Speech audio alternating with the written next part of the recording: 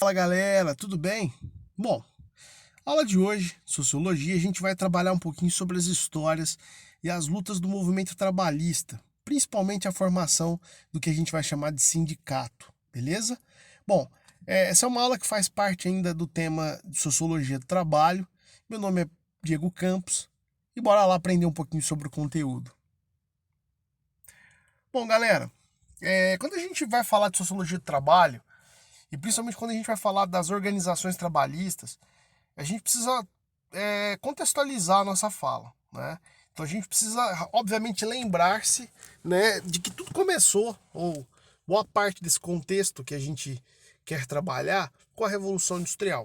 Ela foi, obviamente, uma das maiores mudanças e uma das maiores transformações que a humanidade sofreu ao longo da sua história.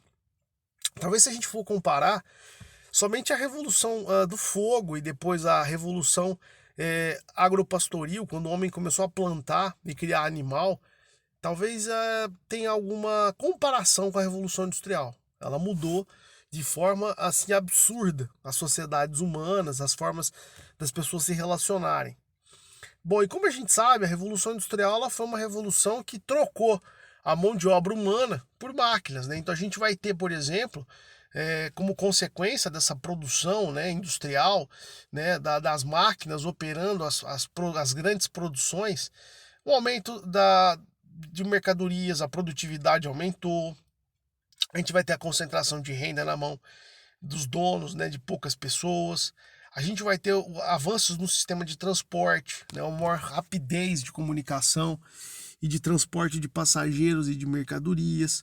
A gente vai ter máquinas e novas tecnologias voltadas para a produção de bens de consumo, né?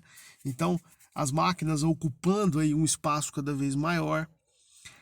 O surgimento de sindicatos, que a gente vai falar um pouquinho, né? Que tem como objetivo defender justamente os interesses dessa classe trabalhadora. Outra marca, né? Como consequência da Revolução Industrial, a gente vai ter um aumento do êxodo rural, né? Que se tornou uma marca registrada dos nossos tempos, né? A migração das pessoas do campo para a cidade. Tanto é que a gente vive em uma sociedade onde as cidades, as grandes cidades, se encontram inchadas, né? Com superpopulações, enquanto o campo mecanizado, ele basicamente, né, você tem uma população muito pouco expressiva. E a gente tem as consequências também, como a poluição do ar, né, o impacto do ser humano na natureza, aumento de doenças e acidentes de trabalho, enfim. Essa é uma grande consequência que a gente nota nos dias de hoje, que é um processo que se inicia há quase 200 anos atrás, com a Revolução Industrial, e é um processo cada vez mais crescente e intensificado nos dias atuais. Bom, pessoal, e é justamente aí que a gente vai começar a falar do nosso tema, né? O que é o movimento operário? A gente precisa entender quais as condições de trabalho que, que, que existiam, né, nessas fábricas, né, nos primeiros momentos da Revolução Industrial. As condições de trabalho para os trabalhadores eram péssimas, né? Então a gente sabe aí, vamos lembrar rapidinho, que não existiam naquela época as leis trabalhistas, né? As leis trabalhistas elas foram consequências desse movimento que a gente vai falar hoje. Mas nesse primeiro momento as condições eram péssimas, eram basicamente análogas à escravidão, né? Então eu vou ter salários baixíssimos, né? Eu vou ter longas jornadas de trabalho, eu estou falando de 16 a 18 horas em média. E se a gente for fazer uma conta, se o dia tem 24 horas, você imagina, né? O cara não consegue fazer mais nada da vida além de trabalhar. É um desgaste enorme. Não existia final de semana. As condições eram insalubres no ambiente de trabalho, eram lugares sujos, úmidos muitas das vezes, com mofo. Uma super exploração de trabalho feminino e infantil, porque o salário é tão baixo que muitas das vezes as famílias e os trabalhadores precisavam complementar a renda, né, com o trabalho de mulheres e de crianças para ver se conseguiam pelo menos comer alguma coisa.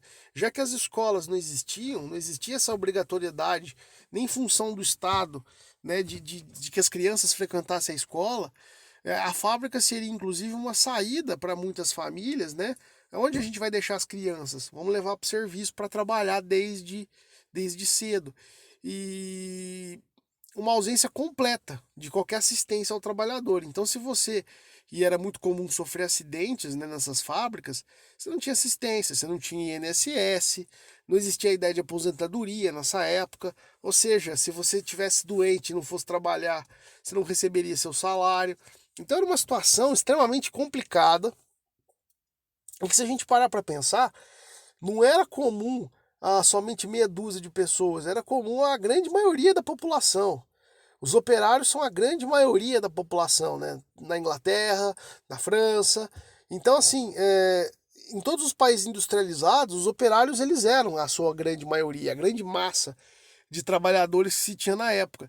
Então, o que é o movimento operário? Ele vem justamente para unificar os trabalhadores em torno, né, de responder, né, e de uma luta contrária a essas péssimas condições que eles viviam.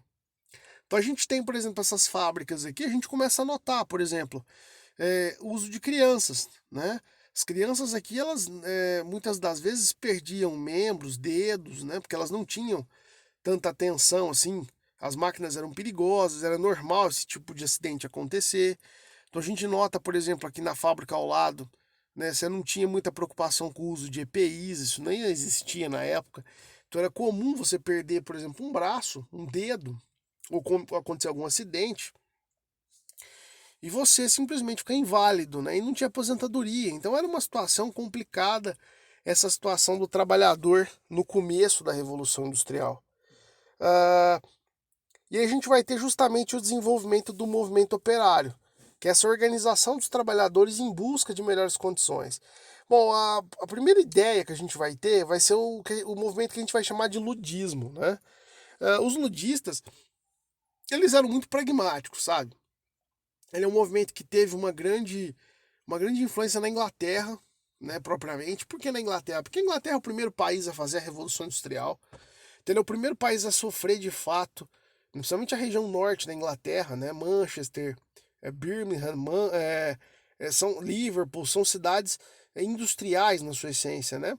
E essas cidades, elas tiveram um movimento interessante, que é o movimento ludista, né? Foi liderado por um cara chamado Ned Ludd, né? E qual que era a ideia dos ludistas? Destruir máquinas. Os caras eles começaram a colocar na cabeça de que as máquinas estavam ocupando os lugares dos homens, dos seres humanos, e que a máquina simbolizava tudo aquilo de ruim que eles estavam vivendo. Então era normal o movimento ludista, os trabalhadores trabalhavam em uma determinada fábrica durante o dia e eles se encontrarem à noite para poder proporem justamente o que? Clandestinamente a destruição de máquinas. É um movimento que teve uma adesão considerável de vários trabalhadores, de vários operários de fábricas da época, né? Inclusive, a repressão do governo inglês foi muito forte, né? Obviamente, né? É um governo que defendia os interesses dos donos de fábricas, dos burgueses, né? E eles vão decretar pena de morte aos revoltosos como uma forma de punir e que servisse de exemplo, né? Aos demais que porventura pensassem em fazer algo parecido. Né? O movimento ludista ele não teve êxito, mas ele marcou o primeiro passo, né, de uma insatisfação que se tinha com as condições da época nos quais os trabalhadores viviam, né? Então a gente tem aqui até uma música deles, né? Nós marchamos para realizar a nossa vontade.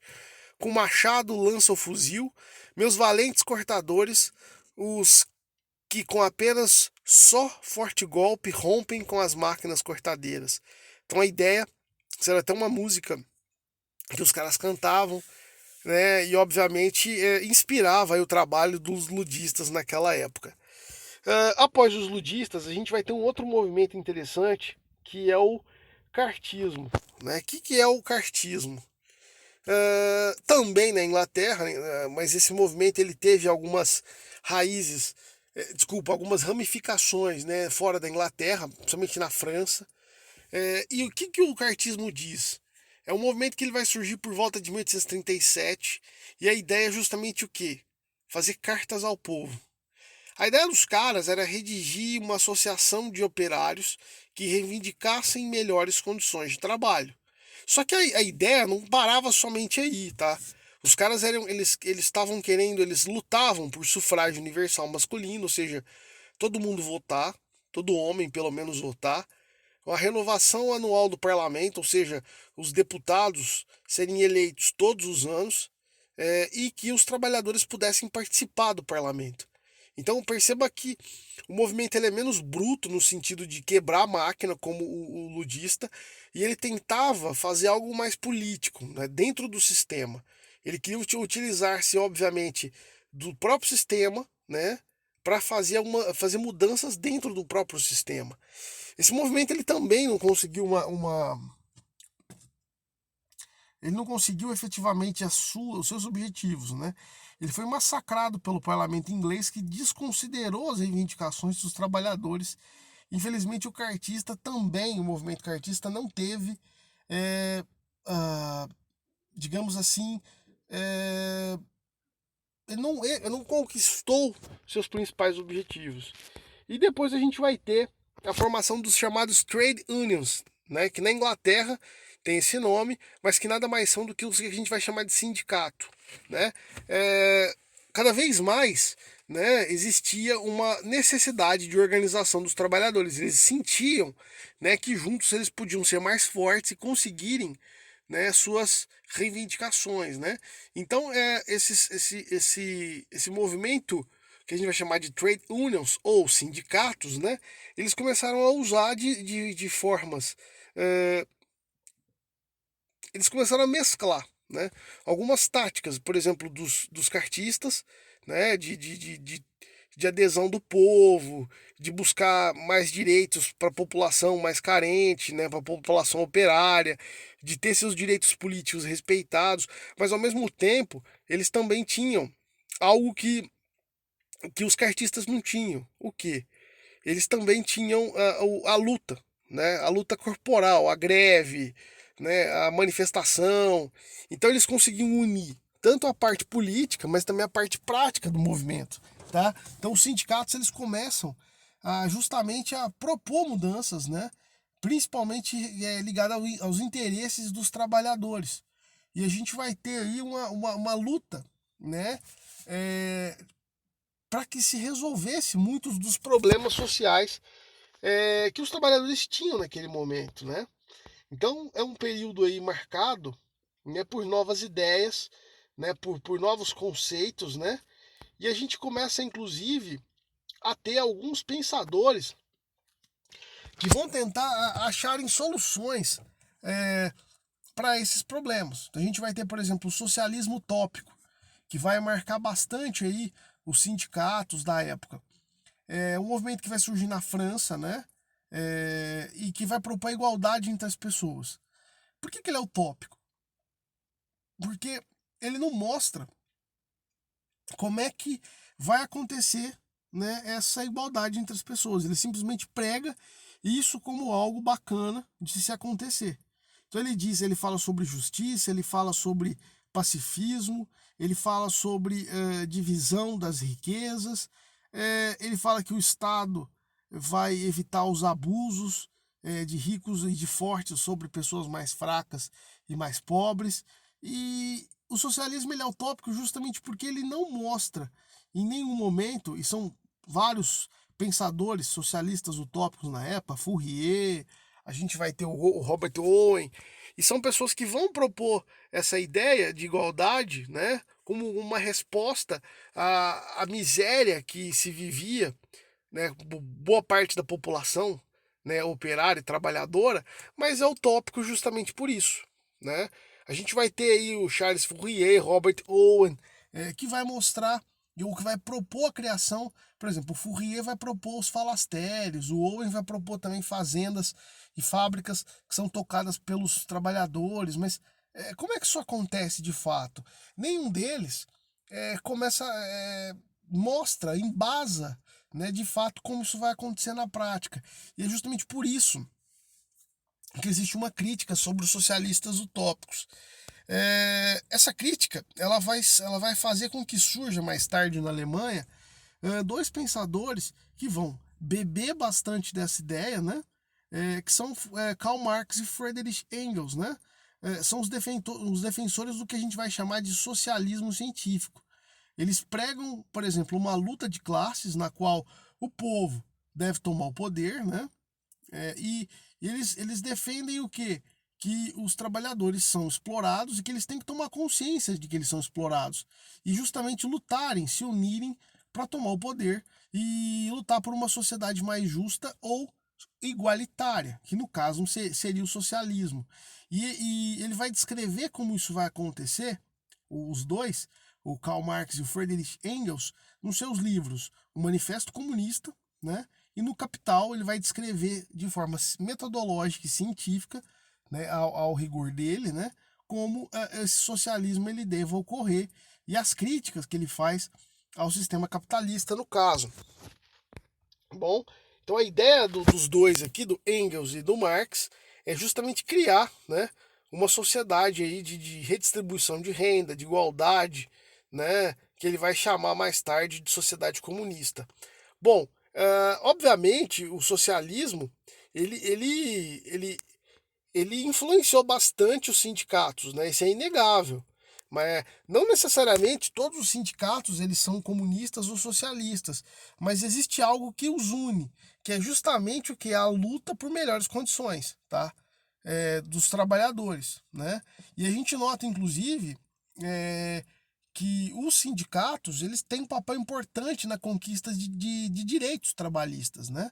Por exemplo, as horas de trabalho. Se a gente pega, por exemplo, aqui em 1780, você sabia que a hora média do trabalhador por semana em 1780 era 80 horas semanais, né? Ela vai diminuindo ao longo do tempo e coincidentemente com o que a força, né, e a atuação dos sindicatos. Então a gente fala hoje de 46, 40 horas semanais dentro de uma fábrica têxtil, né? Quer dizer, uma média, quase metade daquilo que se tinha 200 anos atrás. Então a gente já tem avanços aí bem interessantes, né? E algumas conquistas que são irrefutáveis, né? Desse movimento trabalhista sindical, né? Não só no Brasil, mas em boa parte do mundo. A gente falar de salário mínimo hoje, é óbvio que a gente precisa reconhecer o que? Justamente essa luta que existiu nessa luta histórica, né? Através de greves, através de eleições, né? De candidatos que foram eleitos sob a bandeira, né, dos direitos trabalhistas, né? De representar os trabalhadores no Congresso e mesmo no poder, a pressão da população sobre os governantes. Então a gente tem resultados, né? Como o salário mínimo. Né? O salário mínimo é um resultado, né? Que não é algo que a gente percebe em boa parte dos países. O 13º salário, uma conquista ligada aí à necessidade do consumo, né? No final do ano. Um bônus, né? Um salário a mais, que obviamente está ligado ao consumo, né? Para os próprios capitalistas é interessante a ideia do 13º salário, porque ele promove um acréscimo de consumo, né, nos meses de novembro e dezembro, né? As férias, quer dizer, algo até humano, né? O direito da pessoa de ter um tempo para descansar, né? Isso é minimamente digno, né? O FGTS, em caso de demissão, a pessoa tem um fundo de garantia, né? Até o seguro-desemprego, né? Durante alguns meses, para poder sustentar ele e a sua família. E o FGTS é um fundo, é como se fosse um tanto que o empregador paga todo mês para um fundo que o governo administra, e o trabalhador, quando é demitido, ele recebe esse fundo. Né? É uma forma dele conseguir, né, dele repor, né, a falta do seu serviço, já que ele foi demitido. E inclusive até a multa, né, por demissão sem justa causa, ele recebe uma indenização, né, de 30% sobre o valor do FGTS dele. Então são alguns direitos que hoje a gente comemora como algo positivo, mas que foram conquistados a duras penas, a muita luta, suor, e é interessante a gente ter essa noção dos movimentos sindicais e de movimentos trabalhistas ao longo da história. Beleza, pessoal? Grande abraço para vocês, fiquem com Deus.